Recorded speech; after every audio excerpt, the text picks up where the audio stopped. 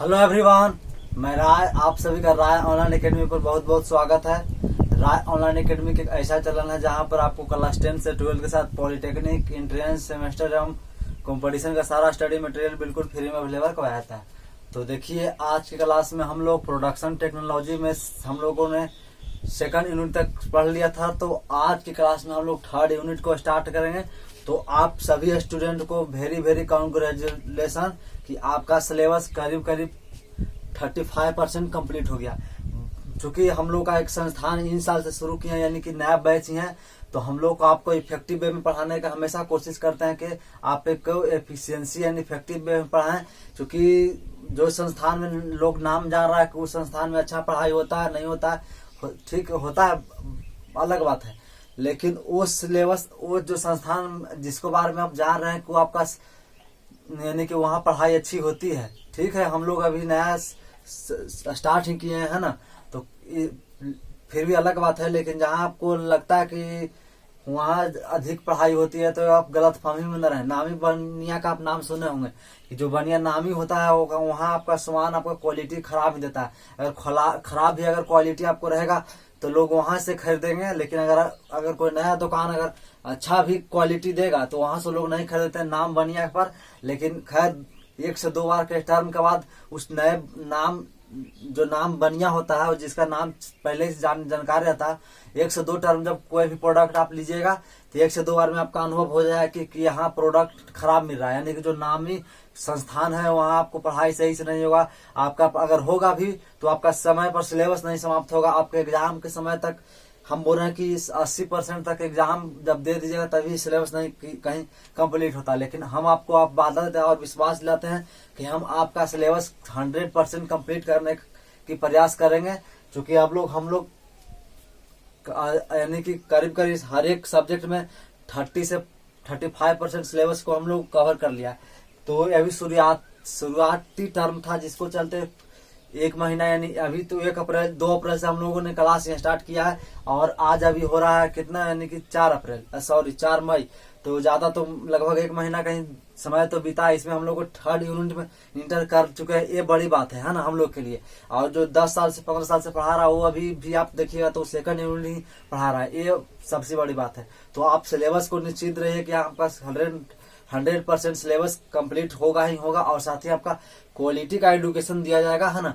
तो क्वालिटी का एजुकेशन हमारा ये प्रयास है कि सभी बच्चे निःशुल्क क्वालिटी का एजुकेशन ले ले। भले आपका एक दिमाग में कूड़ा या कचरा बैठ गया होगा कि नहीं नया खोला है, यानी नया ये अभी शुरू किया तो यह अच्छा से नहीं पढ़ाएगा या सिलेबस कंप्लीट नहीं करेगा, तो आपको अंदाजा लग गया होगा कि चूंकि थर्ड यूनिट में हम लोग इंटर कर चुके हैं 1 ही महीना के अंदर में, और नया स्टेप यानी कि हम लोगों ने अभी शुरुआत ही किया और अच्छे एक रफ्तार हम लोगों ने पहुंच धर लिया, यानी कि अच्छे रफ्तार से हमारी गाड़ी चल रही है। तो आपका एक विश्वास, आप अंदर से जुनून उत्पन्न ही होगा कि आपका एक सिलेबस कंप्लीट करने में हमारा 100% हम तो करेंगे ही करेंगे, लेकिन आपका सपोर्ट की जरूरत है। तो आप हमें सपोर्ट अधिक से अधिक कीजिए। हम आपका विश्वास दिलाते हैं कि आपका सिलेबस 100% कंप्लीट होगा, दूसरे संस्थान के अलावा, है ना। दूसरे संस्थान में क्या है कि आपको सिलेबस कंप्लीट करने के बाद दूर छोड़िए, आपको अच्छा से पढ़ाई नहीं कराया जाएगा, आपको केवल पैसा लिया जाएगा। पैसा लेने के बाद आप कहाँ से पढ़िए नहीं पढ़िए वो चीज अलग है, लेकिन हम आपको बिल्कुल निःशुल्क में इस चैनल से आपको सारा स्टडी मटेरियल फ्री में अवेलेबल करवाएं। चाहे वो बोर्ड एग्जामिनेशन हो 10th या 12th का, या फिर पॉलिटेक्निक एंट्रेंस की बात करें, या फिर कंपटीशन का सारा, यानी कि बीपीएससी, यानी किसी भी एग्जाम, अदर कॉम्पिटिटिव एग्जाम, हम लोग सारा एग्जाम का एक शेड्यूल के साथ हम लोग तैयारी के अच्छे रफ्तार में हम लोग धर लिए, है ना। तो आप सभी कनेक्टिंग बनाकर साथ ही आत्मविश्वास के साथ पढ़िए कि नहीं हम यहाँ पढ़ेंगे तो पढ़ेंगे, यानी कि जो लिमिटेड सोर्सेस है जो आप केवल लिमिटेड रखिए। ऐसा नहीं कि कुछ हमारे यहाँ से पढ़ें और कुछ वहां से, तो आपको आगे चल के खराबी साबित होगा। तो आप लिमिटेड रिसोर्स का यूज करें, है ना, कम से कम समय को, और बार बार यानी कि एक ही चीज को number of times, multiple times आप रिविजन कीजिए।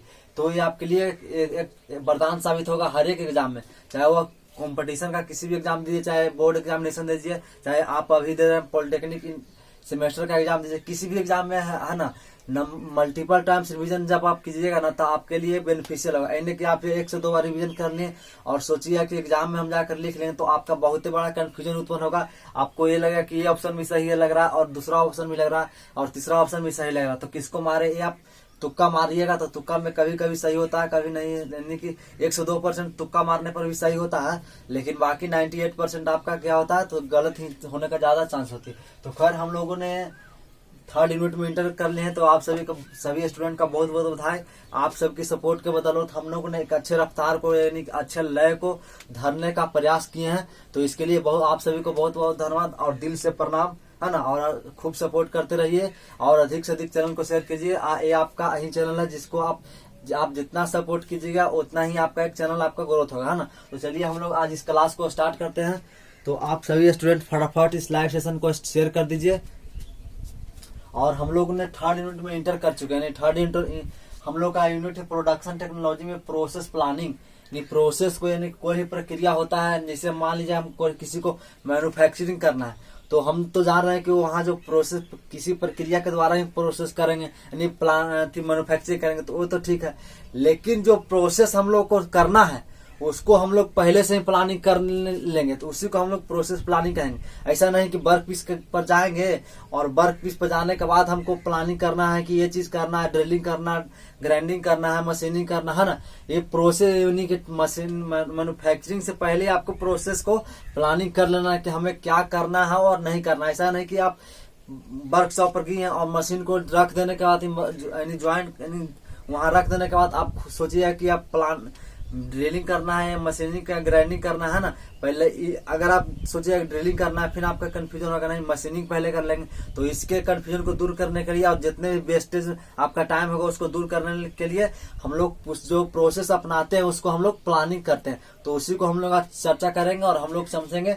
सबसे पहले आप इस चीजों को समझने का प्रयास कीजिए। तो चलिए हम लोग समझते हैं आखिर प्रोसेस प्लानिंग है क्या। तो कहता है it is defined as the systematic determination of process by which a product is to be manufactured economical with high efficiency and productivity। कहता है क्या है, डिफाइन है सिस्टमैटिक डिटर्मिनेशन यानी किसी प्रोसेस का डिटरमाइन करता है सिस्टमैटिक यानी क्रमबद्ध तरीके से, यानी सिस्टमैटिक हम लोग डिटरमाइन करते हैं कि किस तरह से हम लोग उसको तैयार करें कि हमारा एक प्रोडक्ट है जो मैन्युफैक्चर हो सस्ता वे में और साथ ही इफेक्टिव, जो हम लोग को जो क्वालिटी हमको चाहिए उस क्वालिटी में होना चाहिए और हम लोग को उस प्रोडक्टिविटी यानी जो मात्रा हो उस मात्रा में हम लोग को चाहिए। तो फिर कहता है और इसका अगले एक और डिफिनेशन में हम लोग समझेंगे। तो कहता है it is also defined as the method of preparing a detail processing documentation for manufacturing a product. कहता है कि इसका अलग अलग डिफिनेशन कि मैन्युफैक्चर प्रोसेस प्लानिंग एक मेथड है जहां आपको प्रिपेयर यानी कि जो प्रक्रिया हम लोग अपना रहे हैं प्रोसेस करने में उसको हम लोग एक डॉक्यूमेंटेशन की तरह तैयार कर लेंगे डाटा के अनुसार कि हमको क्या करना है और क्या नहीं करना है उस प्रोडक्ट को प्रोसेस कर यानी प्रोडक्ट को प्रोड्यूस करने में। तो हो गया इट है फ्लोइंग की कुछ महत्वपूर्ण की पॉइंट है जिसको हम लोग अगर इसके हर एक प्रोसेस प्लानिंग में अगर उसको कवर यानी कि फॉलो करेंगे तो हमारा प्रोसेस प्लानिंग अच्छे बेहतर ढंग से हो पाएगा। तो चलिए पहला हो गया आपका सिलेक्शन ऑफ प्रॉपर मशीन। हम लोग अच्छे मशीन को सिलेक्शन करेंगे जहां हम लोग अच्छे से वर्क पीस पर उसको वर्क पीस को मैन्युफैक्चरिंग कर सके, है ना। तो सबसे पहले हम लोग क्या करना है तो सिलेक्शन करेंगे अच्छे मशीन का, यानी हम लोग को मालिक मशीनिंग करना है तो एक अच्छे मशीन का, है ना, जिसको चॉइस यानी चुनना है, सिलेक्शन करना है। उसके बाद हम लोग को सेकंड आएगा determine the sequence of operation. ये डिटरमाइनिंग जब हम लोग मशीन को चुन लेंगे कि हम लोग को ये मशीन पर वर्क करना है, उसके बाद सीक्वेंस में हम लोग करना है, सीक्वेंस तैयार कर लेंगे कि सबसे पहले हम लोग को मशीनिंग करना है, मशीनिंग के बाद ड्रिलिंग करना है, उसके बाद ग्राइंडिंग करना है ना। तमाम तरह के प्रक्रिया हम लोग करना है, तो यानी सीक्वेंस तरह तरीके से हम लोग को ऑपरेशन को तैयार कर लेंगे, डिटरमाइन कर लेंगे।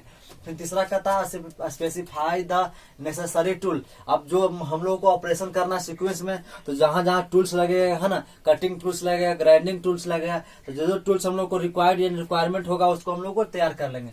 फिर कहता है कि गिव मैन्युफैक्चरिंग डिटेल। उसके बाद हम लोग मैन्युफैक्चरिंग डिटेल को लिख लेंगे। जैसे मान लीजिए डाटा में हम लोग लिख लेंगे, जैसे आपका जितना यानी कि 4 इंच आपका लंबा है, 5 इंच लंबा है, तो इसको हम एक डाटा में लिख लेंगे 5 इंच हमको लंबा इसको मशीनिंग करना है। इसको काट कर यानी कि 4 इंच है तो इसको 2 इंच यानी काटना है, तो लिख देंगे 2 इंच, है ना। तो ठीक उसी प्रकार लेंथ, हाइट यानी ऊंचाई जितना भी उसमें होगा, लंबाई चौड़ाई ऊंचाई सभी को हम लोग इस डेटा मैन्युफैक्चरिंग डिटेल में लिख लेंगे। फिर 5वां होगा give the detail of inspection. उसके बाद हम लोग उसको एक बार जांच कर लेंगे कि हमारा जो प्रोडक्ट बना वो सही तरीके से बना है या नहीं बना। तो ये आपका हो गया इसी 5 आपका टर्म है जिसको हम लोग अगर की पॉइंट है जिसको हम लोग अगर फॉलो करेंगे तो हमारा प्रोसेस प्लानिंग एक अच्छे बेहतर ढंग से हम लोग कर पाएंगे। तो ये हो गया आपका प्रोसेस प्लानिंग। अब उसके बाद हम लोग देखेंगे एक और आप डेफिनेशन देख सकते हैं प्रोसेस प्लानिंग का, कि process planning is the system which is responsible for conversion of design dates into work instruction. यानी एक प्रोसेस प्लानिंग का एक और डिफिनेशन को हम लोग समझ सकते हैं कि एक सिस्टम है, सिस्टमेटिक सिस्टम है जहाँ जो रिस्पॉन्सिबल है क्या, कन्वर्जन यानी कि बदलाव के लिए, इन ट्रांसफर के लिए, रॉ मटेरियल को ट्रांसफर के लिए आपका।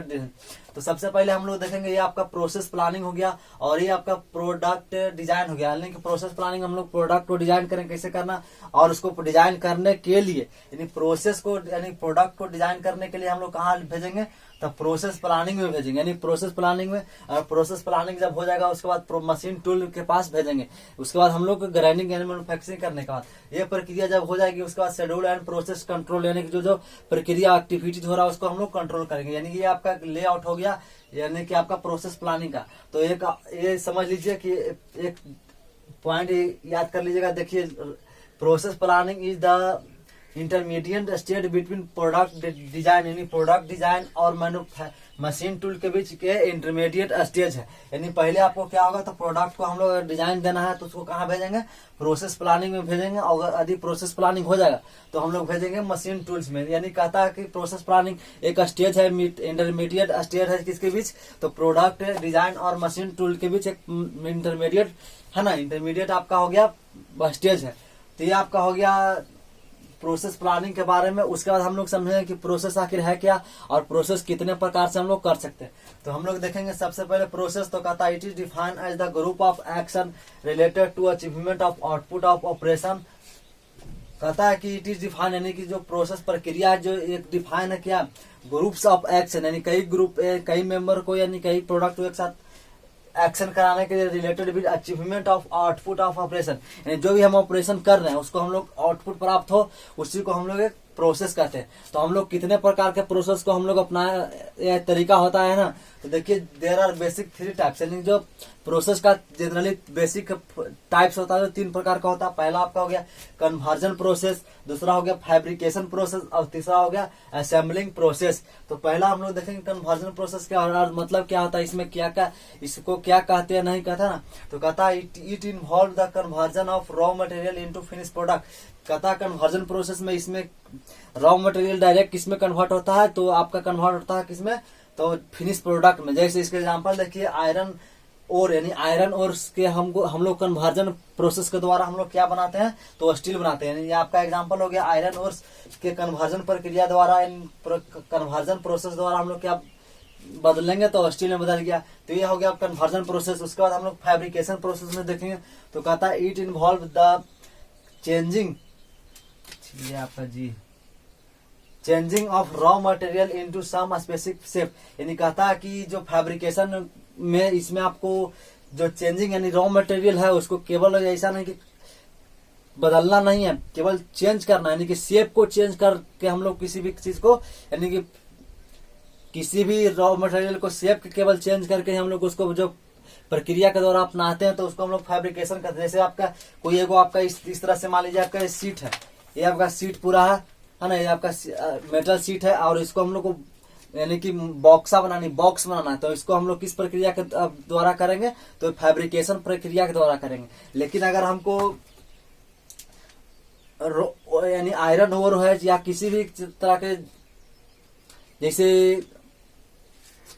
ये आपका मार्कर बनाना है तो इसको मार्कर प्लास्टिक का बना हुआ है, तो इस प्लास्टिक का रॉ मटेरियल को पहले प्लास्टिक को गलाएंगे उसके बाद शेप देंगे। तो किसमें यानी कि इसका शेप ट्रांसफर हो रहा है, यानी एक शेप से दूसरे शेप में ट्रांसफर हो रहा है ना। यानी कि इसका क्या है, तो इसका यानी प्रोसेस रॉ मटेरियल इसमें क्या हो रहा है, तो कन्वर्जन हो रहा है। तो ये आपका क्या हो जाएगा, प्लास्टिक से आपका क्या मार्कर बन गया, तो ये आपका कन्वर्जन प्रक्रिया में आ गया। लेकिन इसी को अगर हम लोग फैब्रिकेशन यानी मार्कर है और इसी को हम लोग कट कर देंगे और एक छोटा सा पेन बना देंगे, तो ये आपका कौन में फैब्रिकेशन में आ गया। तो ईट कटा इन्वॉल्व हो गया।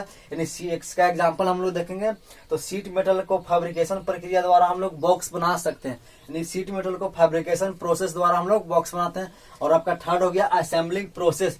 तो कहता है it involve joining the part already process to be becomes a unit. कहता है कि इसमें असेंबलिंग प्रोसेस में आपका